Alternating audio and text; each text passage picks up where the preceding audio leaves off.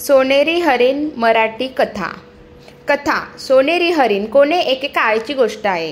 सखाराम नावाचा एक गृहस्थ गुजरात हरला आणि स्वतःचे सगळे गमावून बसला। त्याने स्वतःला संपविण्याचे ठरविले। सखाराम एका तळ्याकाठी गेला व त्याने पाण्यात उडी मारली। दुरून एक सोनेरी हरिण हे सगळे बघत होते। सोनेरी हरिण सखारामच्या दिशेने धावले व त्याने सखारामला पाण्याबाहेर काढले। हरिण सखारामला सोडून जाताना म्हणाले की मी तुझे प्राण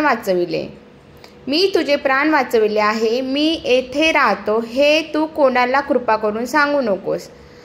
हरिण गेले आणि सखाराम फक्त त्या सोनेरी हरणाचा विचार करू लागला।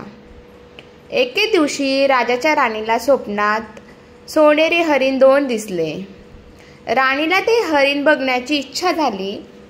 राजाने राज्यात दवंडी पेटली की ज्याला सोनेरी हरणाबद्दल माहिती आहे त्याने दरबारात यावे, त्याला बक्षीस दिले जाईल।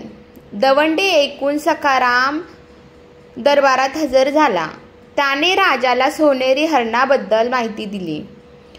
राजाला राणीची इच्छा पूर्ण करायची होती।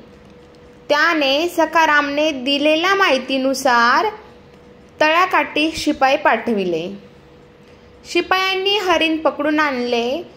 सोनेरी हरणाने सखारामला दरबारात पाहिले तेव्हाच त्याच्या लक्षात आले की कोणी फितुरी केली। सोनेरी हरणाने राजाला मागील गोष्ट सांगितली।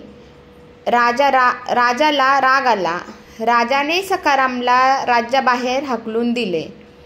जुगारी आणि विश्वासघात माणूस आपल्या राज्यात नको, असे